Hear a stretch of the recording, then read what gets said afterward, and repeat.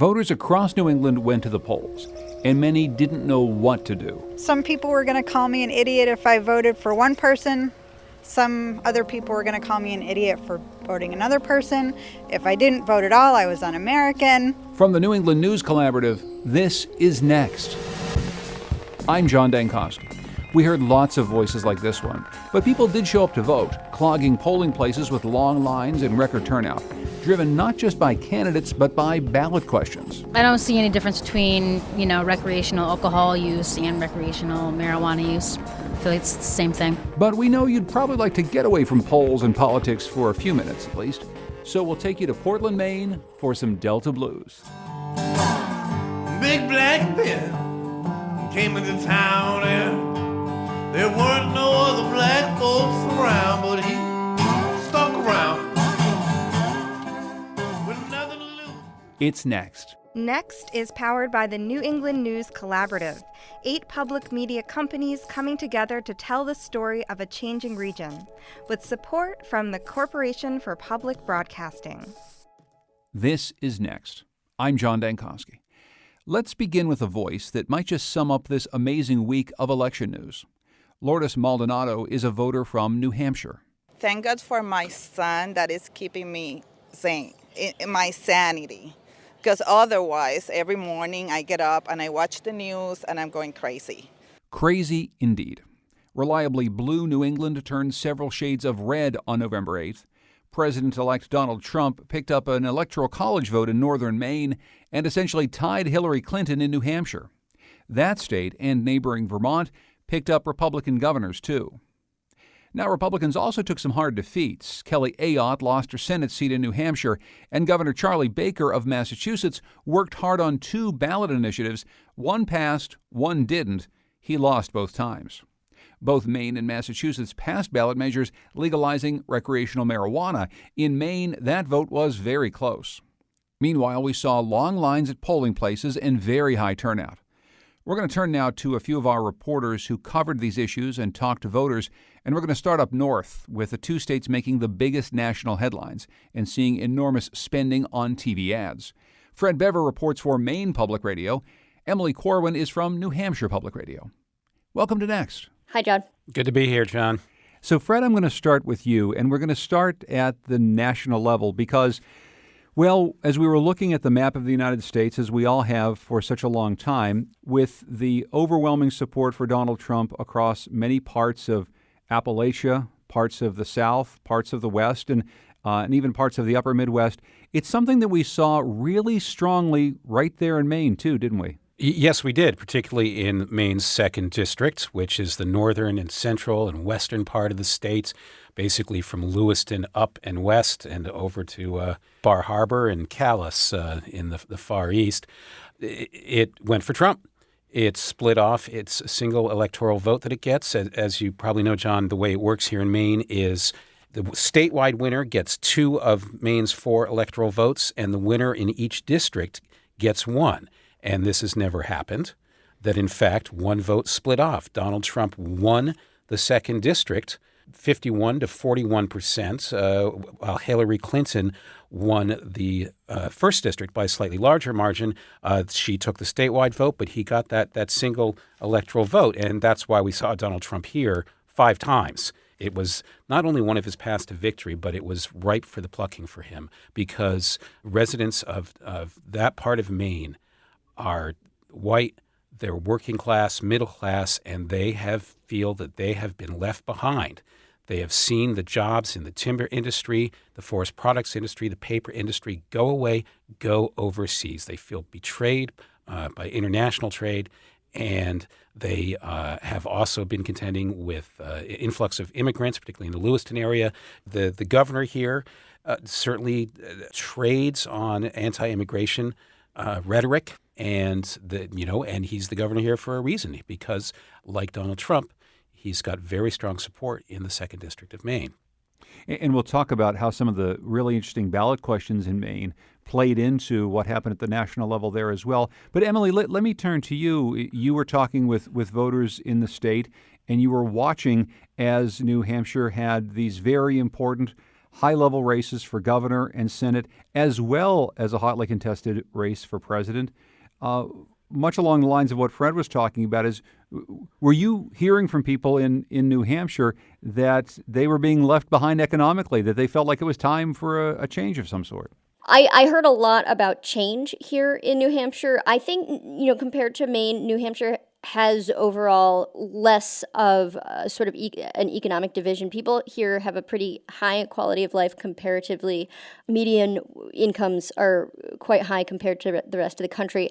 But people are frustrated. Those sort of mill jobs, the North Country went red, and also the southern part of the state where we know that a lot of people move from Massachusetts, commute down to Boston, but may not feel at home in the Massachusetts sort of culture.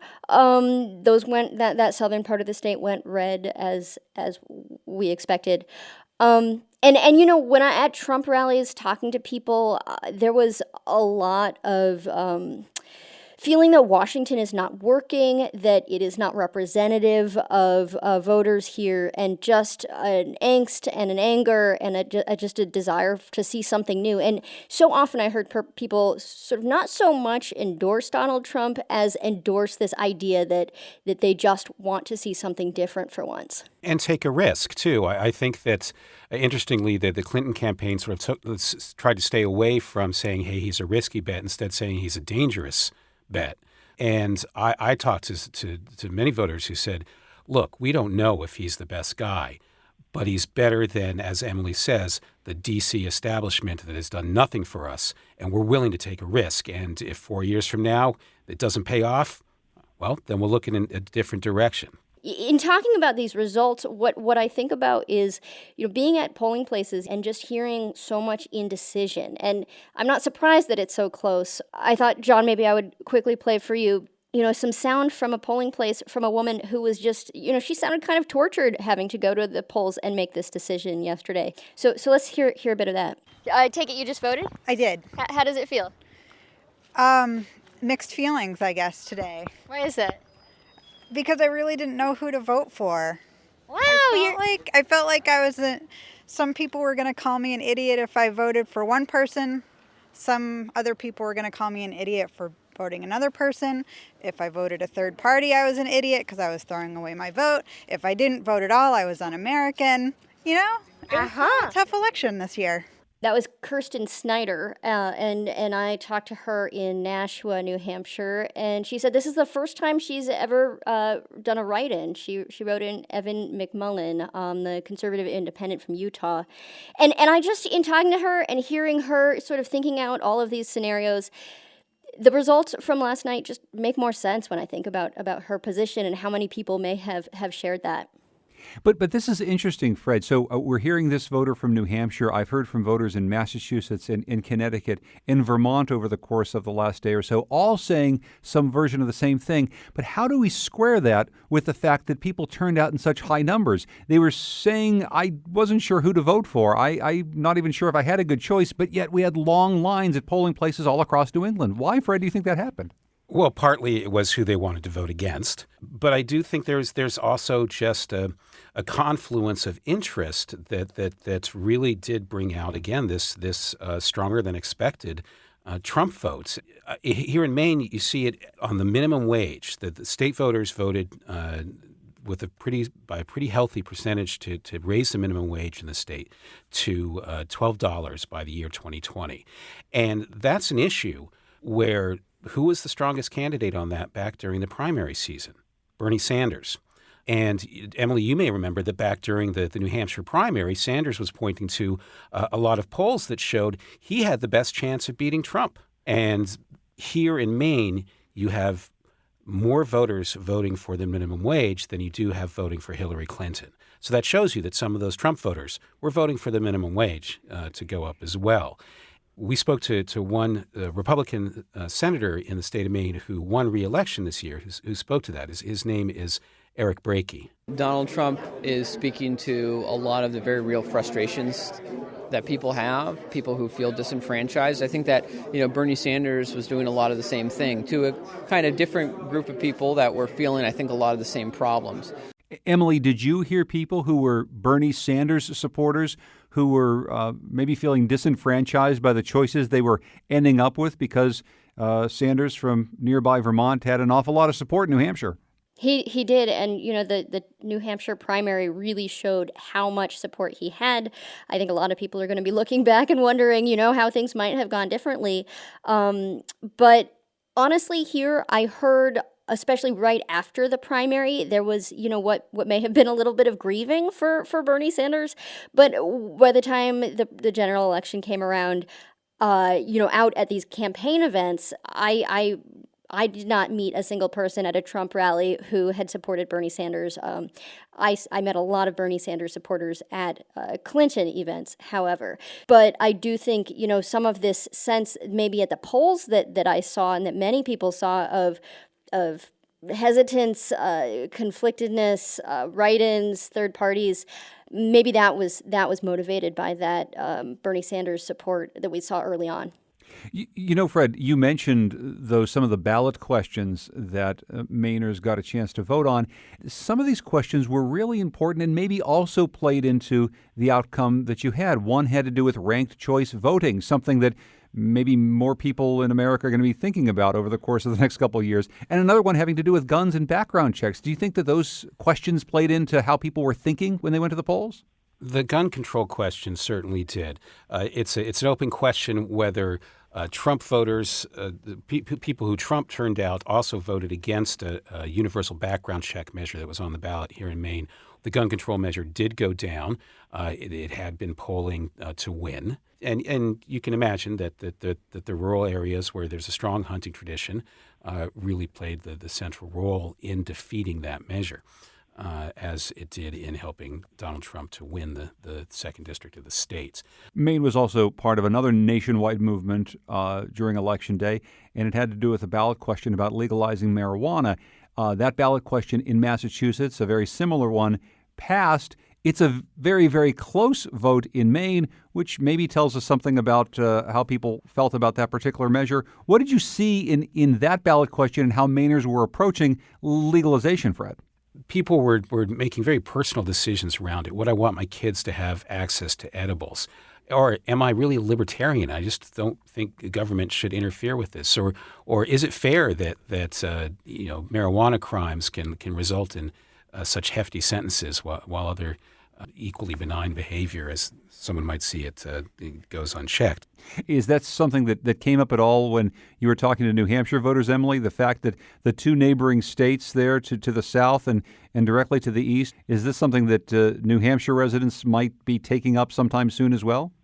Certainly, as other states, move forward with recreational marijuana, I think, like other things, it becomes easier for perhaps lawmakers to consider.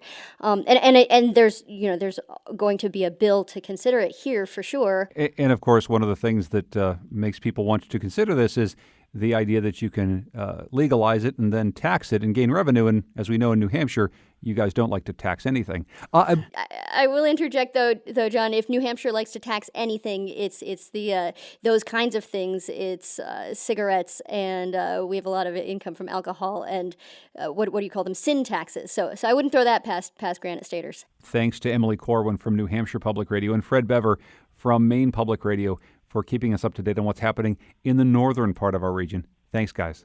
Thank you. Thanks, John.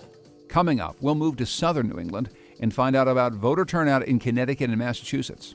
It's next. Next is made possible in part by our founding supporters who believe in the power of collaborative news coverage, including the Common Sense Fund, supporting the New England News Collaborative in its coverage of climate change and global warming. I don't see any difference between, recreational alcohol use and recreational marijuana use. I feel like it's the same thing. Now you put it in a situation where you're not only taxing people on it, but you're also keeping it away from people who are under 21. That was Lori Lenski and Joseph Gleason, two Western Massachusetts voters at the polls on Tuesday.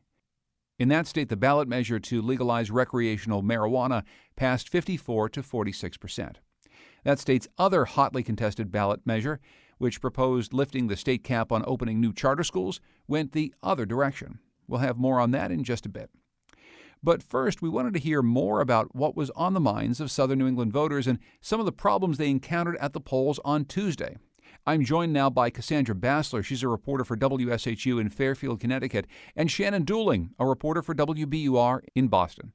Cassie and Shannon, welcome back to Next. Thank you. Thanks, John. Shannon, I want to start with you. You were out around Massachusetts and New Hampshire for a project called Election Land, and you were talking to people at polling places. You were trying to gauge how long the lines were, trying to find out whether or not people had access to the vote. So 2 questions for you. First of all, what did you see while you were out voting? And then what were you hearing from people as you talked to them on this really important day? As far as what I was seeing at many of the polling places, long lines in the mornings, both in New Hampshire and in Massachusetts. Some folks in New Hampshire were telling me many of the polls up there opened at 6 a.m. And many of the poll moderators said that they had lines of people out the building and around the corner before 6 a.m. As far as sort of problems or issues that arose, there were almost 500 nonpartisan, well-trained election protection volunteers throughout Massachusetts. And they were reporting in real time any issues that they were seeing as far as people not having a sort of clear path to vote. And one of the main complaints or obstacles that I heard from those monitors yesterday was about Massachusetts early voting ballots. This is new for Massachusetts this year, of course, the first year that we've instated early voting. And it was a huge success. You know, almost a quarter of the state's population, I believe, turned out in early voting to cast their ballot. The problem came from 2 things yesterday. One was that when people cast those early voting ballots, they were folded. The individual ballot was folded and placed into an envelope and put away, so to speak, to be counted on Election Day in the person's precinct. And so what was happening on Election Day while poll workers were monitoring what was going on the ground and kind of taking care of day of voters, they were also in the meantime trying to feed those previously folded ballots into the counting machines. This proved to be pretty tricky, and the ballot machines weren't counting these accurately. I spoke to a moderator in Lowell who said she expected to be up counting many of the early voting ballots by hand because the counting machines weren't registering those folded ballots. Also some complications of people being asked to provide ID, which of course is not a legal requirement in Massachusetts. The overarching sort of sentiment from folks both up in New Hampshire and in Massachusetts was, it's over, I made my decision, and let's just move forward. Cassandra, how about you? You were at polling places in Connecticut. Were you seeing some of the same problems, hearing some of the same things as Shannon? Yeah, actually, the polls also opened very early. I was in New Haven at one of the downtown locations where they were open at 6 in the morning, and the lines wrapped around the block outside of the City Hall building. And we also saw that people were experiencing delays just because of the volume of everybody trying to get this thing over with. I don't think there was as much excitement as there was relief. As Shannon said, the election's finally over.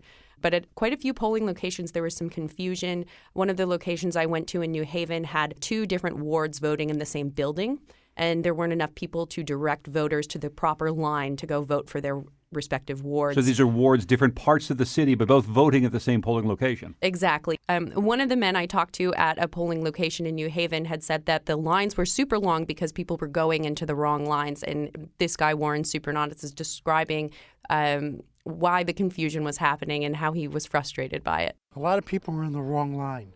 I got in the right line, which is Ward 9, because I asked the police officers, and they directed me. My daughter was in the wrong line, Ward 10. And Ward 10 was a very long line. Very long line. They're still waiting. So people were ending up having to wait 2.5 hours in the morning to vote when they could have just walked up to their actual proper voting precinct line. Was there a feeling of, yes, I'm glad that I'm here, or was there some unease throughout the course of the day?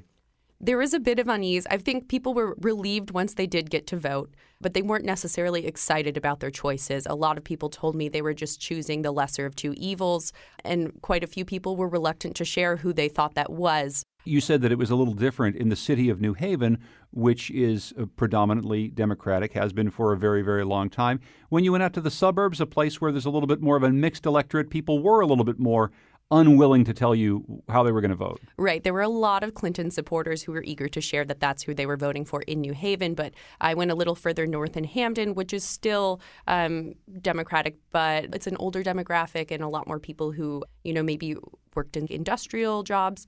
And a lot of those folks were reluctant to talk to me. They definitely didn't want to tell me who they voted for. Of course, in Connecticut, Shannon, there weren't any other really important, big, close races. You were talking to voters in two places, Massachusetts and New Hampshire, where there were a lot of really interesting ballot questions, where there were some very, very tight races, and of course the overlay of the Trump-Clinton race.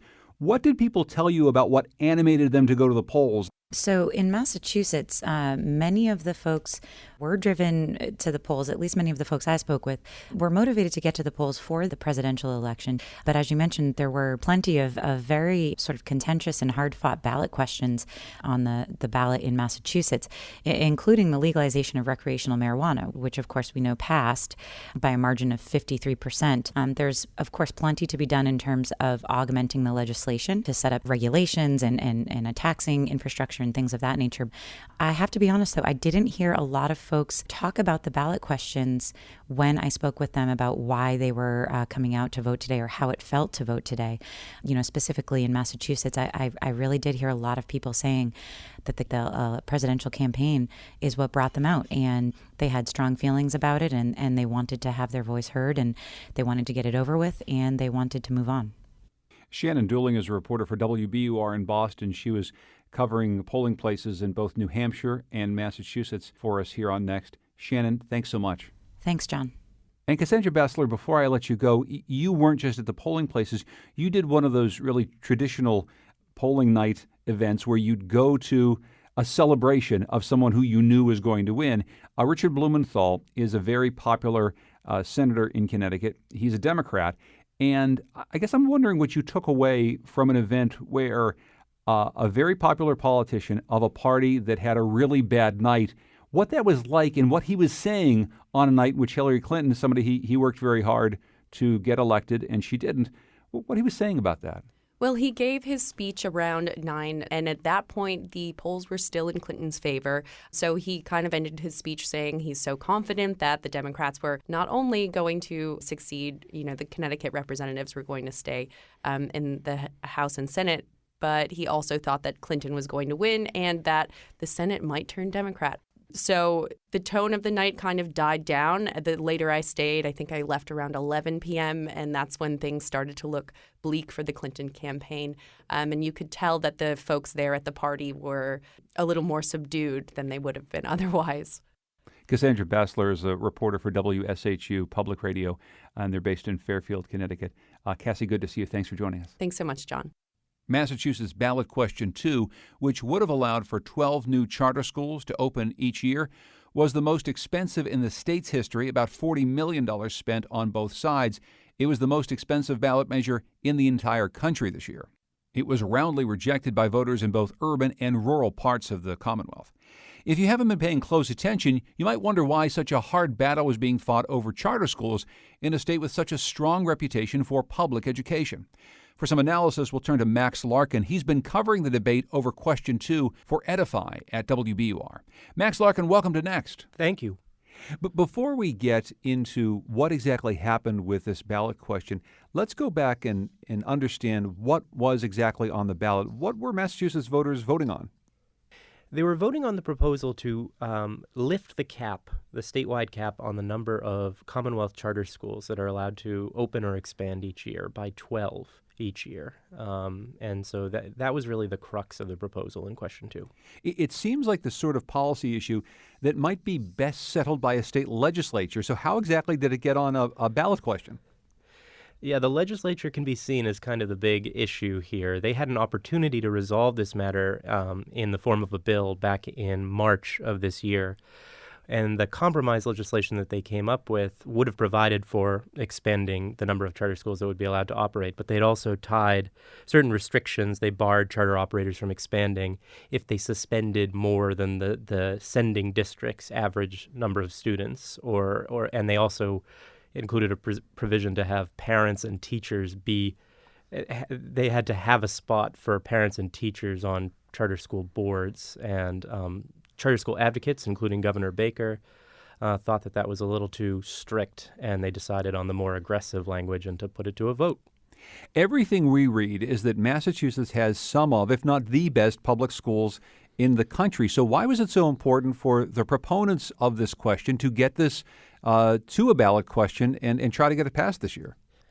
We have some of the best performing district schools, but we also have some of the best performing charter schools. And I think that charter advocates, not just in the state of Massachusetts, but down in New York and across the country, saw this as an opportunity to establish that even high-performing systems can rely on charter schools as an innovative part of their education portfolio, so to speak.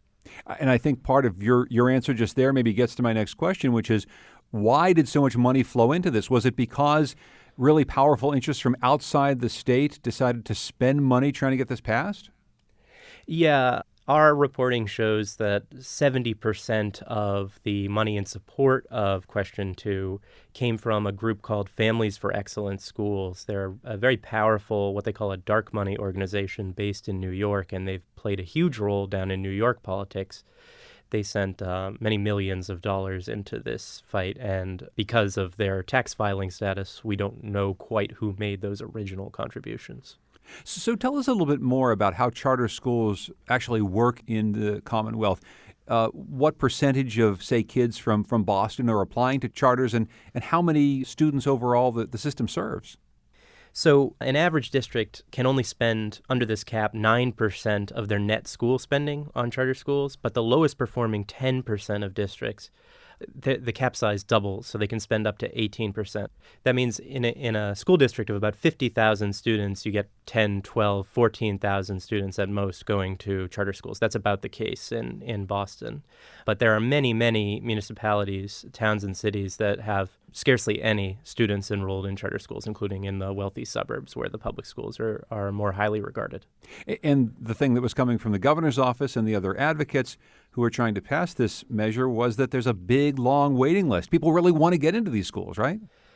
Yeah, that would appear to be the case. There's certainly, in my reporting, I discovered a lot of enthusiasm and impatience among parents who wanted to see their kids in charter schools because they'd heard about the better outcomes at some of those schools. So you heard a number a lot in TV ads, 33,000 students on the waiting list, which is kind of staggering. But some reporting would say that number may be a little squishy for a number of reasons. Charter schools continue to count people who've been on the waiting list for more than 1 year. They may count people who are happily enrolled in another district or charter school, and they may count people who are waiting for seats that they themselves won't fill, that empty mid-year. So there have been estimates that it may be as low as half that or even lower. And Boston Public Schools advocates, it's important to note, would call attention to the fact that there are more than 10,000 students waiting for Boston Public School administered pre-K, and there are 6,000 or 7,000 students on the Boston Public Schools wait list. But as you said before, the charter schools that do exist in Massachusetts are seen to be successful. Do you have a sense of just how successful they are, how the test scores match up for charter school students who are able to attend in the Commonwealth versus those who attend public schools? The charter schools in the Boston area have the reputation, backed by some research from MIT, for being very high performing compared to the national average. Some of that research shows that math test scores are increased by 25% of a standard deviation, which is seen as a statistically significant margin after 1 year of charter schooling, and English and language arts is improved by 15% over that same period. Many voices in the education reform community really see these charter schools as the jewel in the crown of the national system, and there was a lot of praise for them in advance of this vote. So obviously there's a bit of a rift between people who want to see more money put into the traditional public school system and people who believe that investments in the charter school system would make Massachusetts' already good schools even better. So why do you think that this measure went down by such a large margin? It seems like a pretty narrowly contested issue, one that a lot of money was spent on, but this measure got fairly soundly defeated. It certainly did, and the way that it felt out in the polling places was that in the end people were persuaded that charter schools, which can really only serve a fraction at any given time of Massachusetts public school-age students, that committing to them in such a broad way would result in maybe an intolerable amount of pain for the traditional district schools, particularly in Boston. And who was behind the organized effort on the no side? Who was really rallying to make sure that this ballot question did not get passed? That's an interesting question. Certainly, nearly all of the funding, 99.5%, came from local and national teachers' unions, who are really vociferous opponents of charter schools for reasons we could get into. But certainly, it had a little bit more of a grassroots feeling out on the street. Definitely public school teachers, students, and parents wearing the yellow colors of the No On to Save Our Public Schools campaign were a bit more present in the waning days of the campaign than the people representing Great Schools Massachusetts, which was the prominent pro-charter organization. I was wondering if you had any thoughts about the NAACP role in calling for a moratorium on the expansion of schools, specifically having to do with segregation. Yeah, that's a really interesting question. Both the NAACP and Black Lives Matter came out in opposition to more charter schools, and NAACP formally called for a moratorium, which was surprising to a lot of people given that charter schools have been seen as gateways to better outcomes for students of color.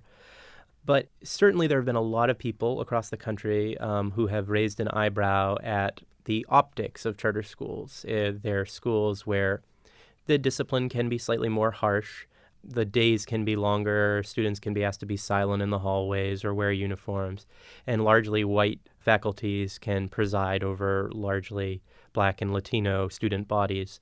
But some reporting in the Boston Globe and elsewhere has suggested that, particularly with really high-performing Boston charter schools, that parents do feel comfortable with even language like separate but equal. It's surprising in some ways, given how much fighting we've had, particularly in this city, about that very issue. It sounds to me, Max, like this isn't a settled issue. Maybe this ballot question went down, but the effort to expand charter schools in Massachusetts is probably one that's going to continue, especially given the support that outside interests and the governor have in this. I guess I wonder what this means for Governor Charlie Baker, a very popular governor there, but also someone who threw quite a bit of his weight behind a measure that, again, went down to defeat pretty soundly. Yeah, it could be seen as the first substantial reproach for Governor Baker, who is widely liked in the state. He had associations with the Pioneer Institute, which was a right-leaning think tank that has long supported charter schools in the state, and he certainly put his back into Yes on 2, only to be defeated last night. He had said about a month ago that he would feel sick if the municipalities that rely and approve most of charter schools, which is to say these 7 to 9 cities and towns that have pretty high charter populations, voted yes, and then the suburbs and towns that don't have charter populations voted no. That isn't what the voting data tells us. In fact, towns like Lawrence and Lowell that have struggled with their traditional public schools still voted handily no on the matter, and really only the wealthy suburbs and parts of Cape Cod and Martha's Vineyard voted yes. Max Larkin, thanks so much for joining us. I really appreciate it. Thank you, John. Coming up, we'll go to Vermont to hear the story of one of the largest elm trees in New England, and we'll meet a blues musician from Portland, Maine. It's next.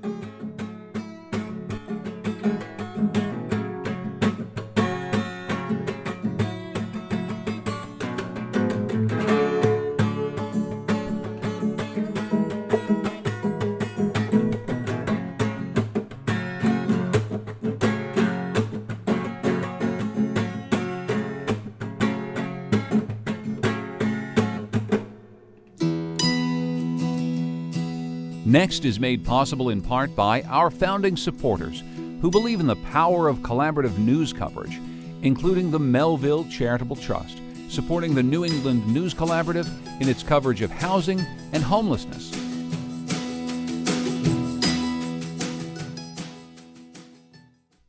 Starting in the early part of last century, the country started to lose millions of stately elm trees.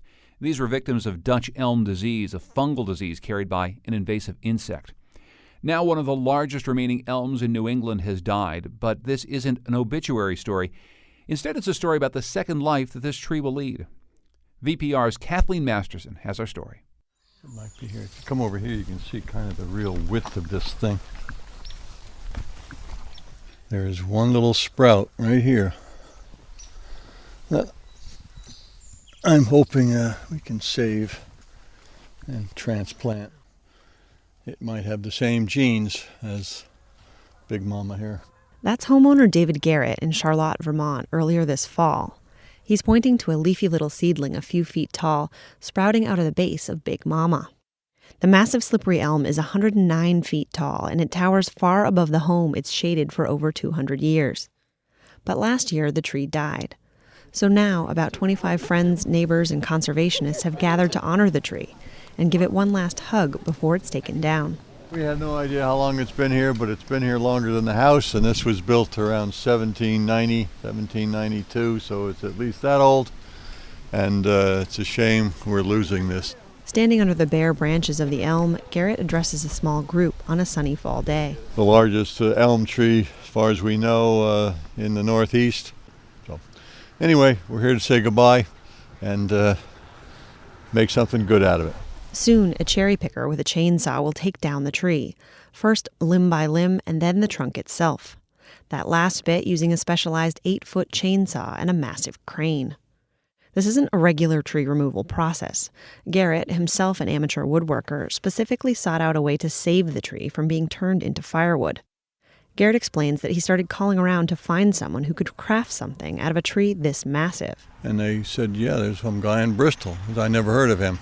So I searched him out and called him up, and he was here within an hour. And he said, wow. John Monks is the guy from Bristol. He owns and runs Vermont Tree Goods, which makes handcrafted wooden furniture out of large diameter trees that are generally considered useless. Ordinary lumber mills simply don't have machinery big enough to handle such huge trees. But Monks has designed and built his own chainsaw rig that can easily mill trees 10 feet in diameter. He says he'll be able to make all kinds of things from the slippery elm in Garrett's yard. You know, it's a massive tree. There's a variety of limbs, branches, the main trunk, etc. So I see everything from the smallest, coasters to cutting boards to benches, coffee tables, dining room tables, conference tables, who knows what else. Monks will donate a part of the proceeds to the Nature Conservancy's efforts to breed elm trees that are resistant to Dutch elm disease. David Garrett's record-tall tree is a slippery elm. It's not as common as its cousin, the American elm, and it has less cathedral-like arching. Yet both native species play a key role in the ecosystem by providing shade for rivers and leafy food for insects, and both are being wiped out by Dutch elm disease. That's what likely killed Garrett's tree. Forest ecologist Christian Marks heads up a project that is working on breeding disease-resistant trees. So far, he has bred some that are fairly resistant when exposed to Dutch elm's disease in his lab. Those individuals are cloned and then planted in the wild. You're acting like a dating service where you're bringing different tolerant types together in a place where they can reproduce and spread, and then natural selection can select for even more tolerant offspring. To date, the Nature Conservancy has planted close to 3,000 tree seedlings in sites across New England, just under half the ultimate goal. Back at David Garrett's house, it's time to take down the tree.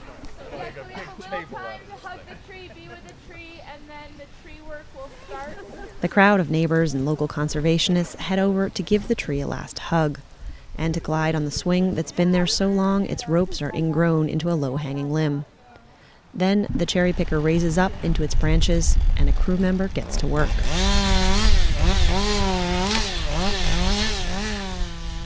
That's VPR's Kathleen Masterson reporting.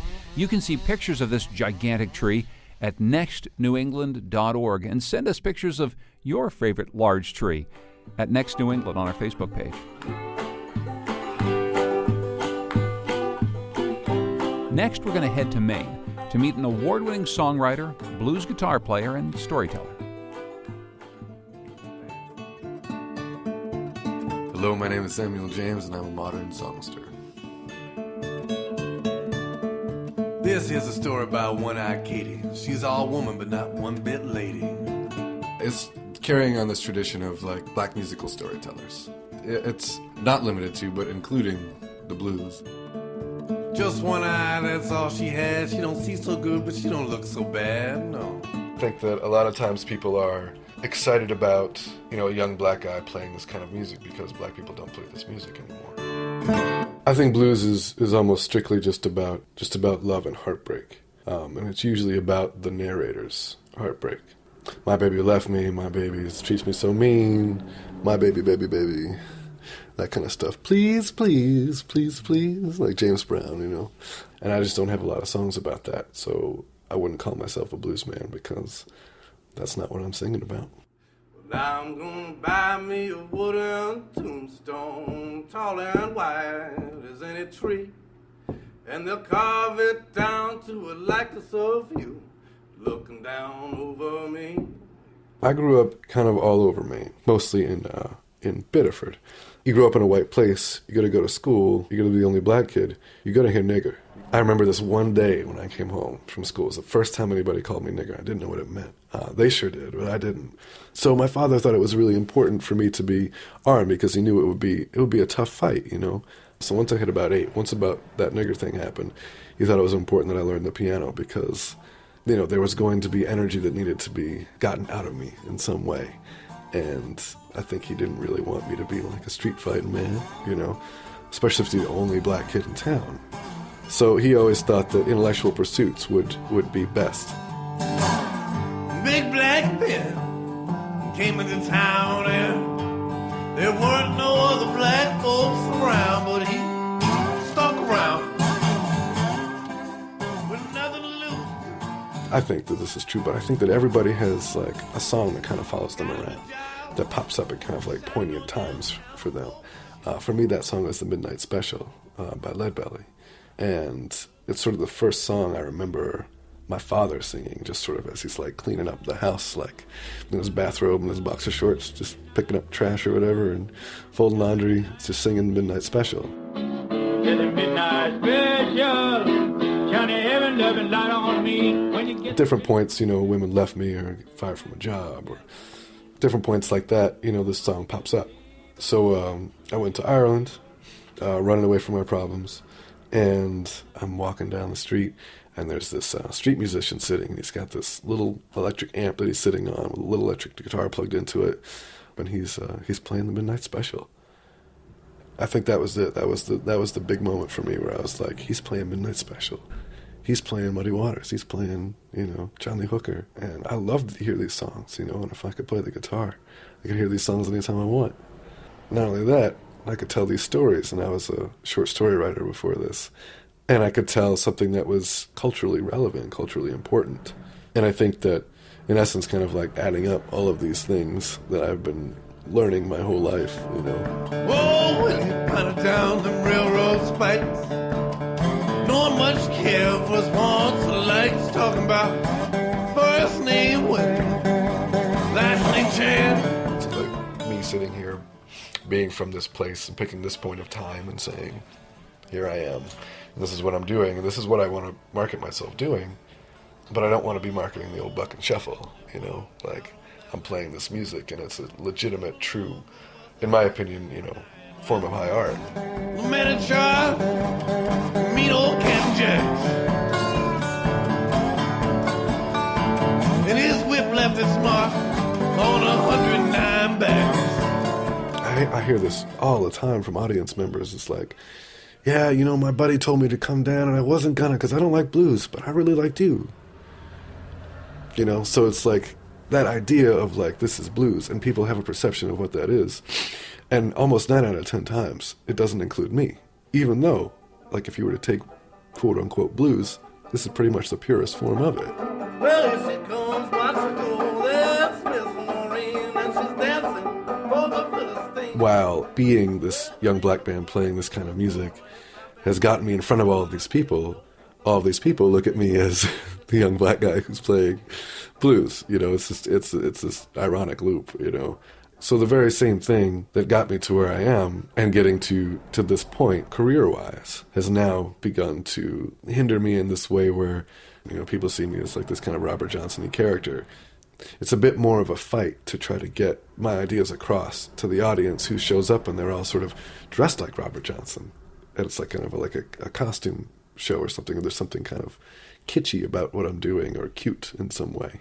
And I think there's a want for people to do, you know, Robert Johnson songs and Son House songs and but I think that they can't be it, you know? They can't be it. What if rock and roll was only the Beatles and only the Rolling Stones and only Led Zeppelin, and all rock could do was cover those guys? I mean, we'd be lacking a lot today, you know? So to me, it just seems like these guys, these old original guys, they were fantastic songwriters, and that's fantastic. But how come people can't write new stuff? Well, I think they can, and I'm going to do it. Sweet baby doll left for the city. Oh, she's having a ball. She took my loving all.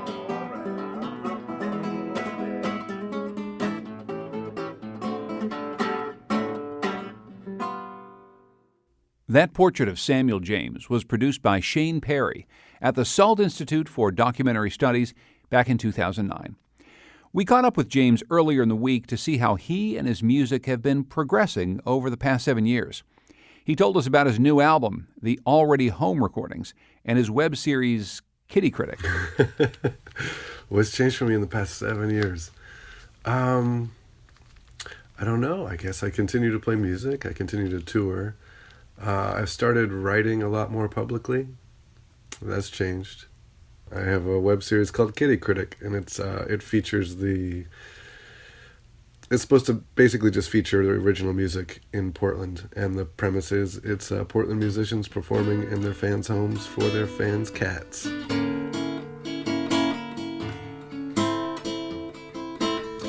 It's difficult now just with the way people consume music. The way you sell it can't really be the same. It has to reflect that in some way. It has to reflect the way it's consumed in some way.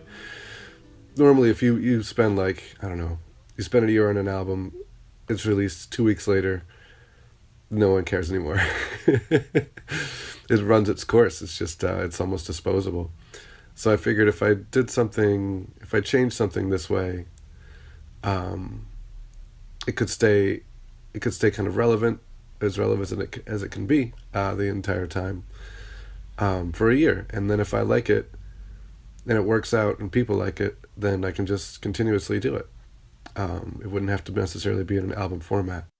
My father's black and my mother's white, and I always knew on the black side of my family that music existed as far back as anybody can trace it, like everybody's a musician. And then I found out recently, over the last year, that on my white side, that my great-grandfather was a fiddler in the Spanish-American War, like an Appalachian-style fiddler. So I didn't realize that I had this other musical tradition in my family. So I decided what I would do for songs for this album is I would release 3 songs. It would be 1 black traditional, 1 white traditional, and 1 original. And I would try to use the influences of each style on the other. So I would try to play blues influence on the white traditional and white traditional influence on the black traditional song. And it's called Already Home, the Already Home Recordings, because while I'm recording them in my home, I like the idea of home recordings for this style of music. And it's personal, about my home, about my family.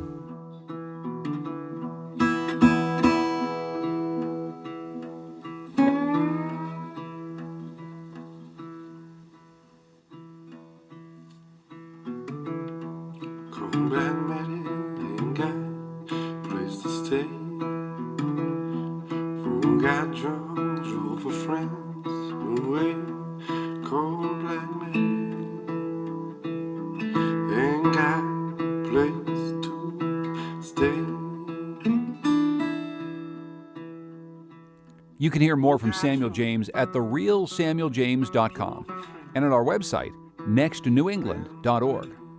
Next is produced at WNPR by Andrew Maraskin. The executive producer is Katie Tolarski.